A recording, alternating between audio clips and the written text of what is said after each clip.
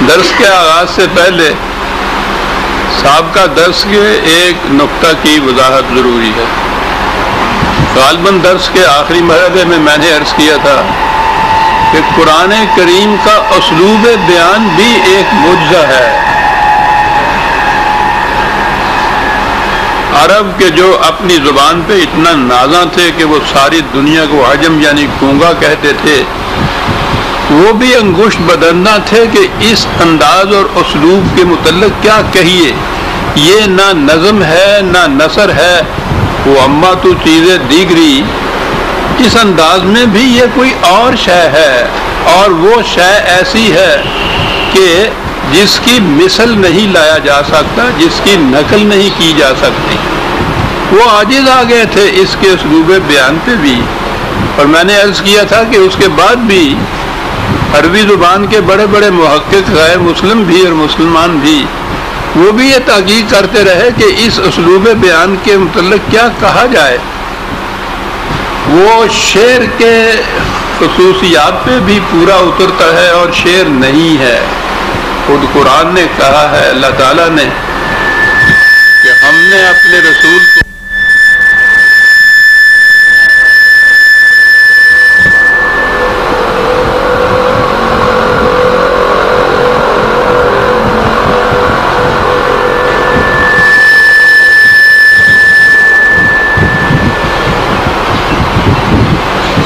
کہ یہ شاعری نہیں ہے، ہم نے اپنے رسول کو شعر نہیں سکھایا، اور شاعری کی ہر خصوصیات پہ پورا اترتا ہے۔ حتیٰ کہ میں نے عرض کیا تھا کہ موسیقی کے ماہرین کہتے ہیں کہ یہ اس کے زیرو بم پہ بھی پورا اترتا ہے، اور یہ جو کرتے ہیں ہمارے ہاں یہ حجازی اور مصری، یا یہ جو بڑے بڑے قاری ہمارے ہاں آتے ہیں، طائفے ان کے آتے ہیں، یہ موسیقی کے اندر یہ لے ہے جس میں یہ قرآن پڑھا جا رہا ہے۔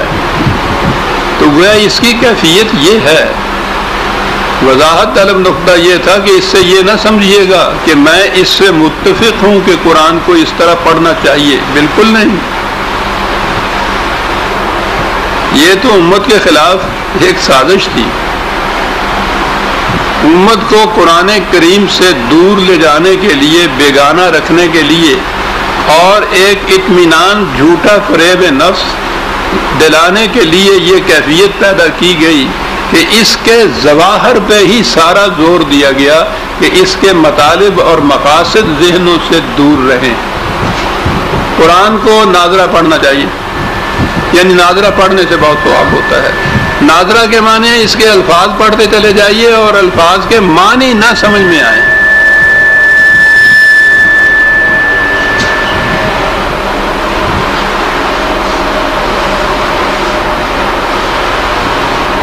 قرآن نے تو اپنا تعارف پہلے لفظ میں یہ کہا ہے کہ ذالک الکتاب، یہ ایک کتاب ہے۔ تو کوئی دنیا کی کوئی کتاب ایسی بھی ہے کہ جس کے الفاظ کو پڑھیں اور کتاب کے معنی نہ سمجھ میں آئیں؟ بالکل معنی سمجھ میں نہ آنا تو ایک طرف، اگر وہ کتاب کا اسلوب مشکل ہے، وہ زبان، تو آپ ایک آدھ صفحہ پڑھ کے رکھ دیں کہ نہیں بھائی یہ میرے بس کی بات نہیں ہے، یہ مشکل ہے، یہ میں نہیں سمجھ سکتا۔ لیکن دنیا میں یہی ایک کتاب ہے کہ اس کو پڑھا جا رہا ہے ہزاروں بار، لاکھوں بار، کروڑوں بار، اور ایک لفظ سمجھتا نہیں، نہ پڑھنے والا نہ سننے والا۔ ایک ایک رات میں اس کو ختم کیا جاتا ہے، ہزاروں سننے والے موجود ہوتے ہیں ایک ایک قاری کے پیچھے، نہ اس قاری کو معلوم ہوتا ہے سارا قرآن پڑھنے کے باوجود کہ اس کے ایک لفظ کے معنی نہیں اس کو آتے، نہ یہ لاکھوں ہزاروں سننے والوں کی سمجھ میں ایک لفظ بھی آتا ہے۔ نہ دکھ جائے نہ درما راس آئے مگر خبتے دوا ہے اور میں ہوں، اور وہ پڑھے چلے جا رہے ہیں۔ ایک ایک حرف کے پڑھنے سے 10 نیکیوں کا ثواب ملتا ہے، بغیر سمجھے ہوئے پڑھنے سے۔ یہ ناظرہ ہے، پھر اس کے بعد حفظ قرآن ہے، انہی الفاظ کو حفظ یاد کیا جاتا ہے۔ یہ حفاظ جو ہیں حافظ قرآن کے، وہ بھی اس کے الفاظ ہی کو دہراتے ہیں، انہیں بھی ان لفظوں میں سے کسی کے معنی نہیں پتہ ہوتے۔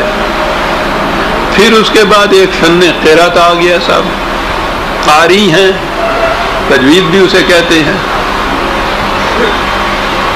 اس کے لیے آپ دیکھیں کہ بڑے بڑے مدرسے کھلے ہوئے ہیں، کتنے کتنے سال اس فن کی تعلیم دی جاتی ہے، بڑے بڑے ماہرین ہوتے ہیں، ان لفظوں کے معنی وہ بھی نہیں جانتے.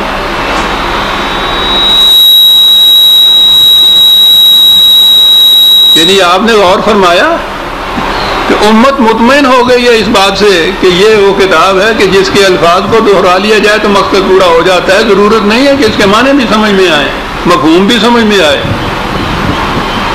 وہ کتاب جس کا مفہوم کوئی سمجھ میں نہ آئے، پڑھتے چلے جائیے. اس کتاب کے وجود سے مقصد کیا ہوا؟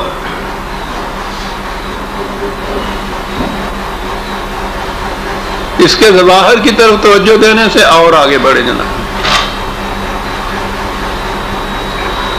ہمارے اس دور میں خاص طور پہ اس پہ توجہ دی جا رہی ہے.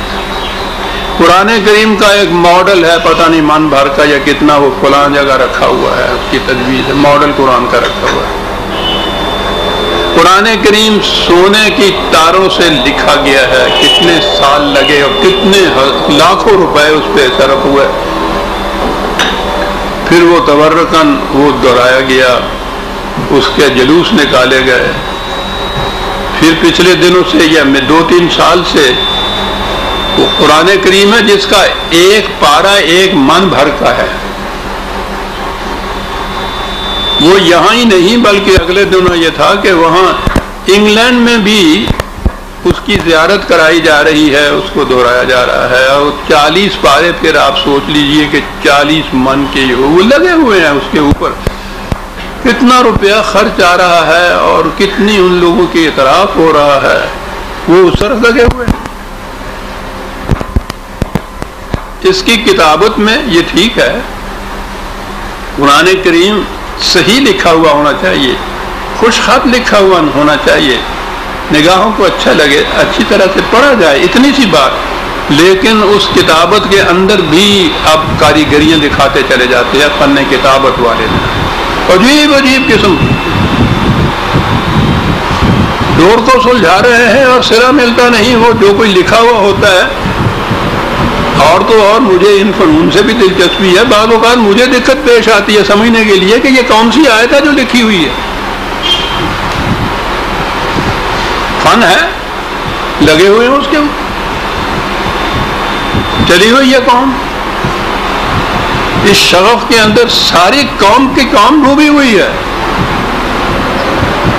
قرآن کے مطالب و معانی اور مقاصد کے متعلق کہیں کچھ نہیں کہا جا رہا. یہ جو گا گا کے پڑھنے والی بات ہے، بڑی دلچسپ چیز ہے. یہ ایک حدیث بیان کی جاتی ہے اور واقعی مطلب کے اعتبار سے بڑی عظیم ہے. لیس منا من لم یتغنى بالقرآن.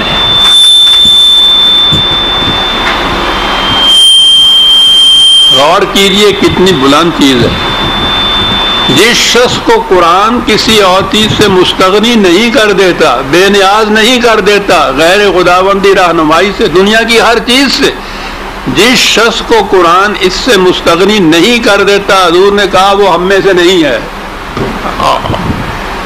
مستغنی نہیں کر دیتا قرآن.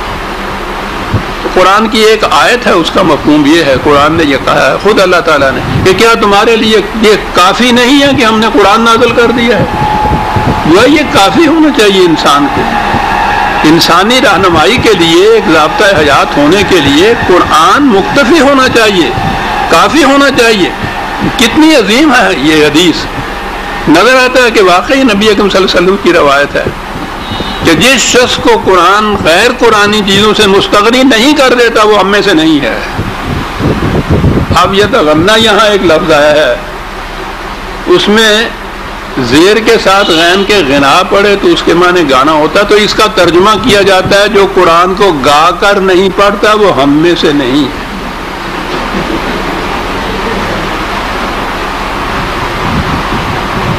یہ ترجمہ یوں کیا جاتا ہے. وہ ہم میں سے نہیں ہے، اندازہ لگائیے شدت۔ یہ سارا کچھ کیا ہے؟ ظواہر میں الجھا دینا ہے قوم کو تاکہ قرآن کے مفہوم اور معانی اور مقاصد اور مطالب وہ نگاہوں سے اجل رہیں، اس کی ضرورت ہی نہ سمجھی جائے، ساری عمر اسی طرح سے الفاظ کو دہراتے ہوئے چلے جائیں، مطمئن ہو جائیں کہ ہاں قرآن کی تلاوت ہو رہی ہے، ثواب ہو رہا ہے۔ یاد رکھیے عزیزان من، قرآن ایک کتاب ہے عربی مبین کی، خود قرآن نے کہا، خدا نے کہا ہے کہ ہم نے اس کو واضح کتاب بنایا ہے، مبین ہے، خود بھی واضح ہے اور ہر چیز کو واضح کر دینے والی ہے، نور ہے، روشنی ہے۔ یہ خدا کہتے ہیں، خدا نے کہا ہے کہ ہمارے ذمے تھی اس کی وضاحت، ہم نے وضاحت بھی کر دی ہے اس کی۔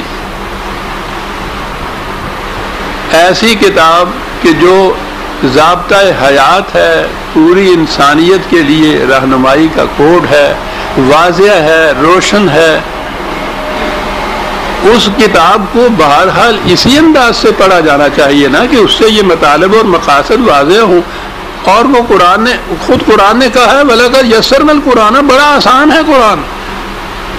اور واقعی میں کئی دفعہ یہ عرض کر چکا ہوں کہ عربی زبان میں بھی اگر زبان کے اعتبار سے بھی کوئی آسان سی کتاب شروع کرانی ہو کسی کو گرامر کے آداب سکھانے کے بعد تو وہ قرآن ہے، ورنہ عربی ادب تو اتنی مشکل چیز ہے پوچھئے نہیں، قرآن سہل ترین کتاب ہے اس میں سے۔ اس کو اس طرح سے پڑھنا چاہیے، نہ یہ کہ اس کے اندر وہ رکعتیں اور ناظرہ اور گانے اور وہ تجویدیں اور پھر اس کے بعد یہ 100 من کا قرآن اور اس کے بعد پھر یہ رنگا رنگ قسم کی نستعلیق اس کی کتابتیں، یہ سارا کچھ قوم کو الجھانے کے لیے ہے کہ قوم قرآن کے مفہوم کے قریب نہ آنے پائے، اپنے آپ کو مطمئن رکھے کہ ہاں ہم مقصد پورا کر رہے ہیں۔ تو پہلی چیز یہ یاد رکھیے گا کہ یہ چیز، یہ حربے ہیں قرآن سے امت کو دور لے جانے کے لیے۔